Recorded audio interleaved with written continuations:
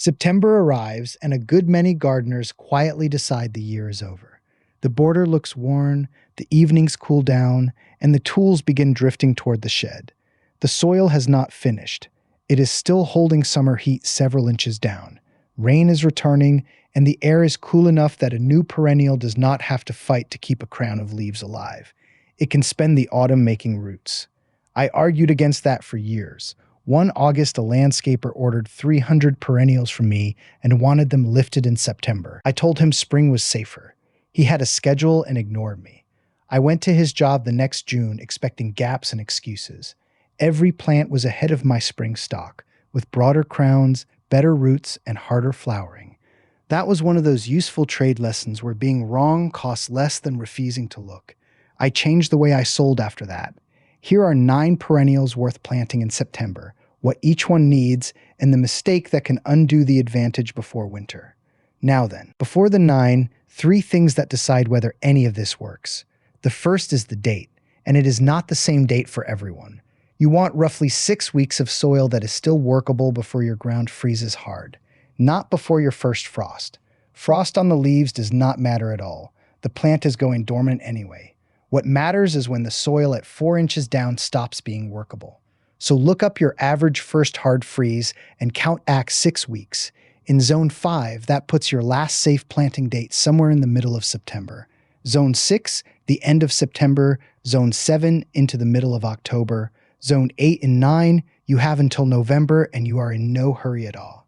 If you are past that window, do not plant it and leave it to fend for itself.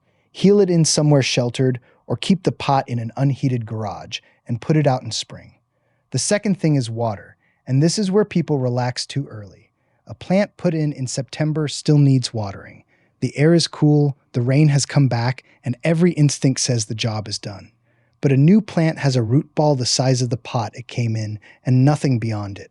And if you get a dry fortnight in October, that root ball dries out while the surrounding soil looks perfectly damp. Water it in properly when you plant, a good long soak rather than a splash, and then keep an eye on it once a week until the ground freezes. Not much, just do not forget it exists. The third thing is mulch, and the timing is not what most people think. Do not mulch straight away. Wait until the ground has actually frozen or gone properly cold, usually late November. Here is why. That mulch is not there to keep the plant warm. It is there to keep the soil at an even temperature so it does not thaw and refreeze all winter, because it is that heaving in and out that lifts a new plant right out of the ground and snaps its roots. Mulch too early and you keep the ground warm. The plant carries on growing soft and you get the opposite of what you wanted. 2 or 3 inches once it is cold, pulled back clear of the crown. There is one more thing worth doing while the ground is still open, and it takes 10 minutes. Walk the border with a notebook before everything dies back. Right now you can see exactly what your garden did this year. What flowered when, where the gaps were in July, which plant flopped over its neighbor, what never came up at all. In 6 weeks, all of that information disappears under bare soil, and you will not remember a word of it. Write down 3 things: where the holes are and what month they appeared, anything that needs moving and which direction, and anything that failed, with your best guess why.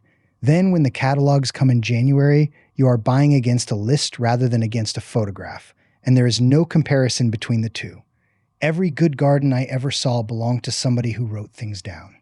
Now for the 9. First, Shasta daisy. The plain white daisy with the yellow eye, on stiff stems about 2 feet up, and it is one of the easiest things in this whole list to establish in autumn. Full sun and ordinary soil that drains. It is not fussy about much else. Set it at the depth it was in the pot, water it in, and that is the job. The mistake with Shasta daisies is not planting. It is what people fail to do afterwards. They are short-lived if you leave them alone. 3 or 4 years and the clump goes woody in the middle and thin round the edges, and flowers get smaller every year, and people decide the variety was poor. It was not poor. It wanted dividing. Lift it every 3rd autumn. Cut the living outer ring into fist-sized pieces. Throw the woody middle away and replant. Do that and a Shasta daisy is effectively permanent. Becky is the one to buy. It stands up without staking, which most of the older sorts will not. Second, bleeding heart. the arching stems hung with pink and white lockets in spring, and one of the few genuinely reliable performers for a shady spot. Autumn is a good time to put it in because the plant is dormant or nearly so, and you can buy it as a bare root, which is cheaper and establishes better than a potted one.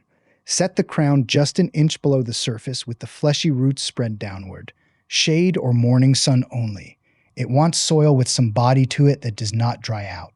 Where the job goes wrong is panic in July. Old-fashioned bleeding heart dies back completely by midsummer.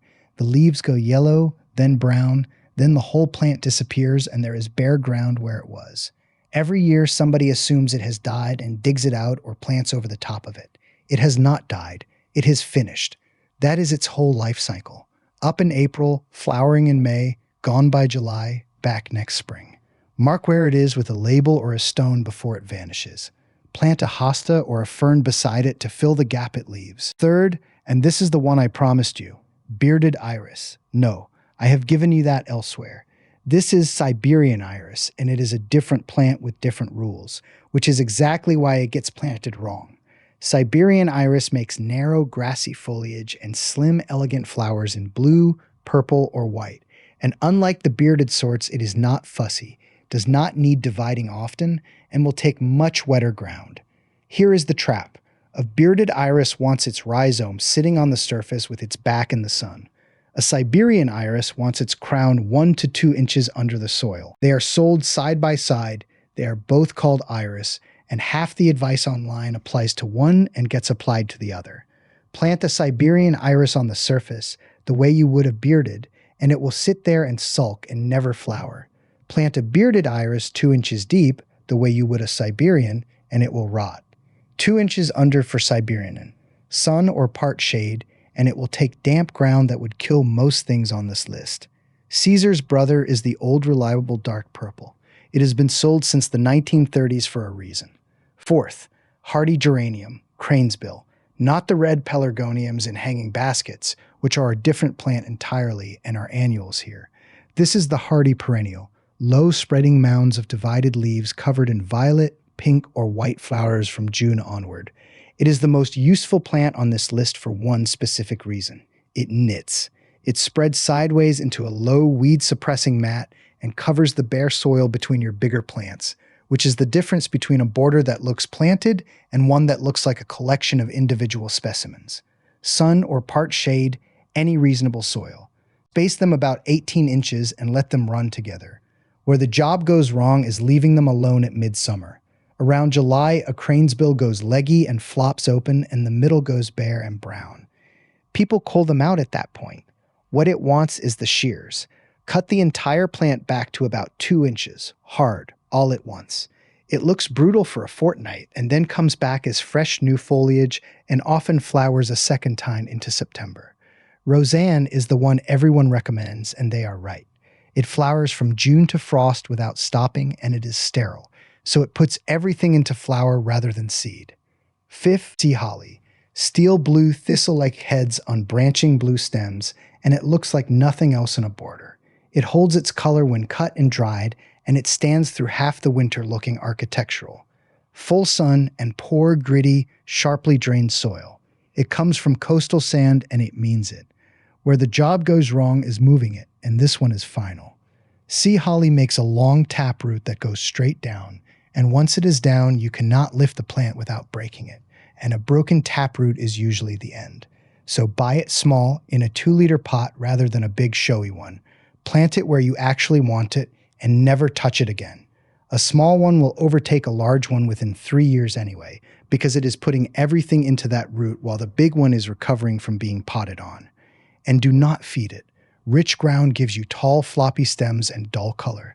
The blue comes out best on ground you would call poor. Sixth, Russian sage. Not a sage at all, but a woody-based perennial that throws up 4 feet of silver-gray stems hazed with small lavender blue flowers from midsummer until the frosts.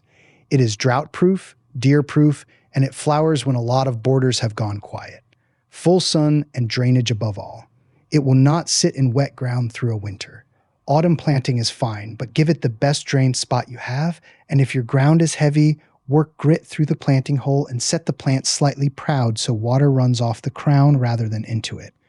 Where the job goes wrong is cutting it down in autumn. Those pale stems are hollow and woody, and they hold the crown up out of the wet all winter, and they look well with frost on them. Cut them off in October, and the crown sits exposed and cold and wet, which is exactly what kills this plant. Leave the stems standing. Cut them back to about 6 inches in late March, once you can see new growth breaking at the base. 7th, yarrow. Flat plates of tiny flowers on upright stems. Yellow, terracotta, dusty pink, deep red, over ferny gray-green foliage.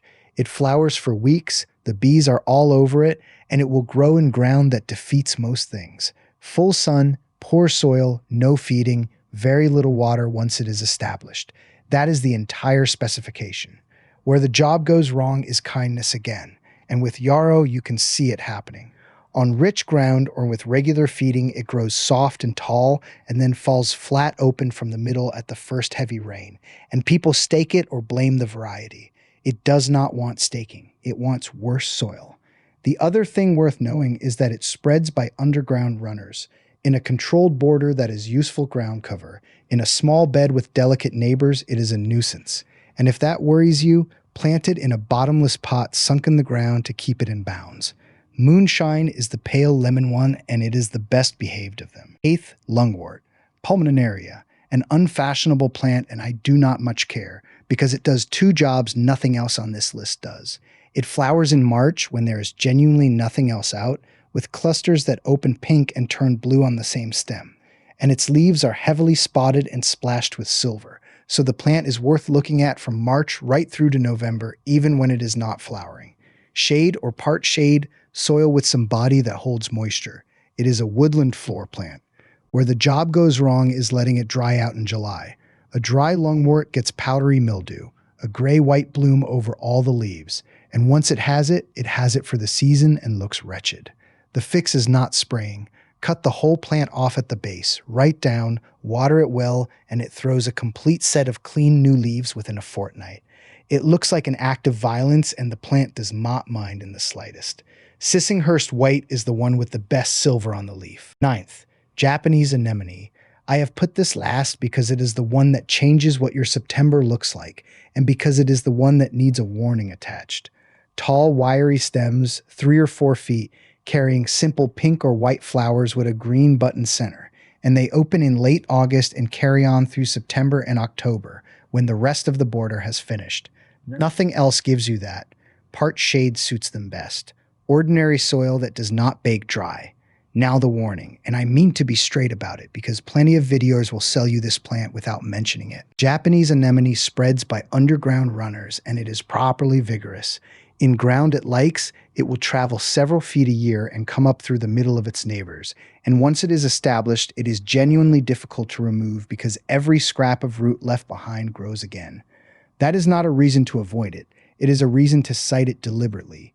Give it a corner, a bed with an edge it cannot cross, or ground where its spreading is doing you a favor rather than a disservice. Do not put it in a small mixed border with delicate plants and expect it to behave.